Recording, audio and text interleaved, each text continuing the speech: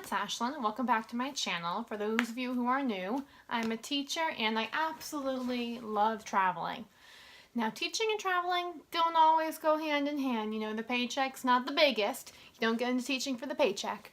But if you budget and you really research, it is possible to travel on a teacher's salary. If you're a teacher trying to travel, a student on a budget, anyone on a budget trying to travel, this video is the video for you.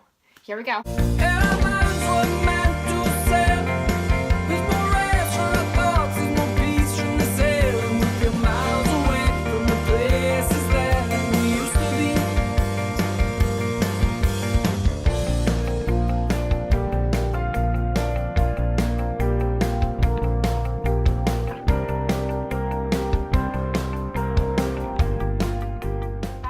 College, I used to see these people going on such lavish spring break trips, and I was just like, student teaching, no money, poor, But since graduating, I have been able to put aside some funds to be able to travel more. To give you an example, in the past year, I've gone to Greece, Italy, and Canada, and some United States trips like Utah, Wyoming, places like that. So my first tip for you is to prioritize your money. If you have a low budget, you can't afford to get that cool, pretty purse. I don't know. You can't do it all. There's not enough money there, so you can't. So prioritize what you want. If you want to travel, then you can't always have the nicest shoes, the nicest car, the new clothes, new technology. But I think that traveling is worth more than just material goods. So number one, prioritize. Look at how beautiful the sunset is in Sorrento, Italy. It's just breathtaking. My second tip for you is to have separate bank accounts for your funds. My bank lets me set up different bank accounts for different activities, I guess. I have a normal checking account, I have a savings account, and I have a travel savings. It's a way of delegating money for different purposes so that you don't feel like, oh, I have this much money to spend. No, it helps you save while still being able to maintain a social life.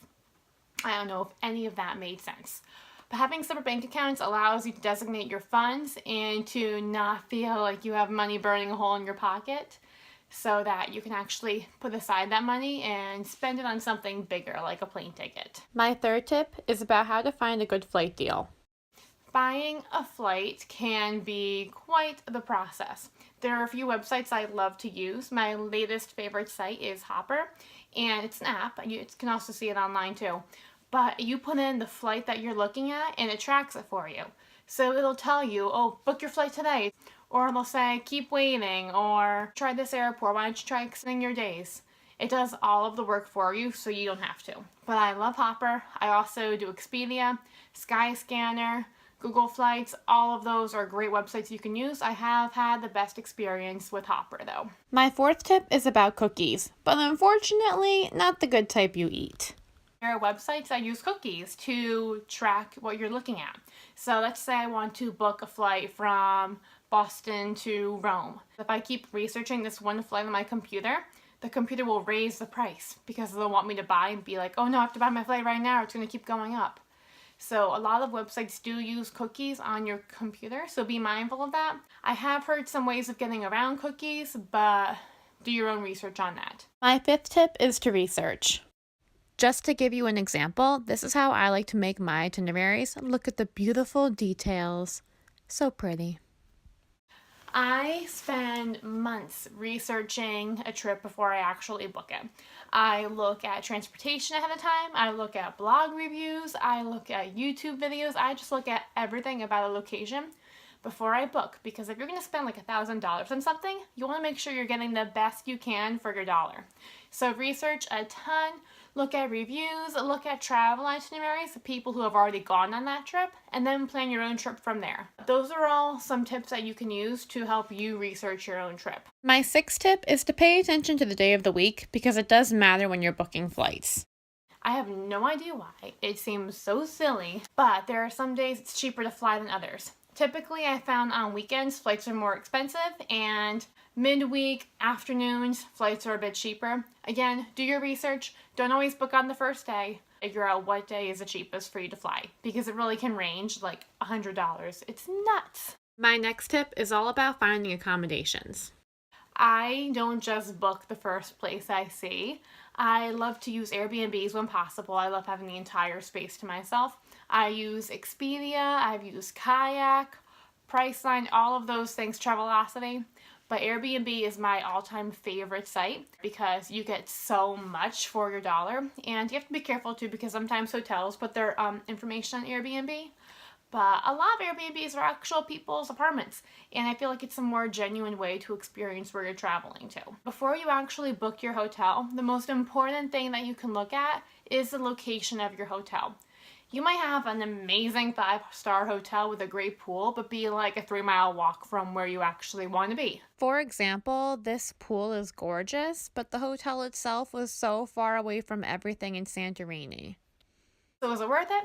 I don't know. It's up for you to decide, but don't book a hotel before you look at the location and the proximity to locations you want to be at. So check that out. My next tip is about the amount of travelers. If you want to keep your prices low, you want to travel with a lot of people. Not like 20, that's absurd, but I like to travel with a group of 4, myself included. And I feel like it's a very great way to partner up to do things. Maybe 2 people want to stay back at the hotel and rest. 2 people want to go explore the city. 4 people, renting out an Uber is not bad. So 4 people is like the golden number for travel, I feel like. And it definitely will bring your price down by like 75%. These ladies are the Greece travel dream team. They made my time in Greece so memorable. They may have made fun of me for my selfie stick usage, but check out the angles that we were able to accomplish. I love them. My next tip is about taking advantage of travel credit cards. This is something I've only had for about 9 months now, but it's already paying off. My credit card, it's Capital One Venture. There is a yearly fee after the first year of $100, but it's worth it for me because for every dollar I spend, I get 2 miles in flights.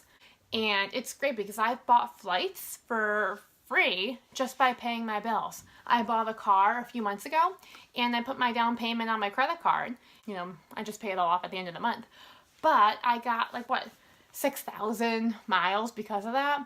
So it is great. Definitely look into travel credit cards. There are some credit cards you do not have to pay for to get travel rewards. Just for me personally, paying that yearly fee ended up being worth it for how much I'm going to save because of it. But look into whatever's right for you. And again, don't feel like you have to sign up for a credit card to travel. You don't. It's just another tip that I personally have taken advantage of. My last tip for you to have the best budget vacation you can is to use local transportation.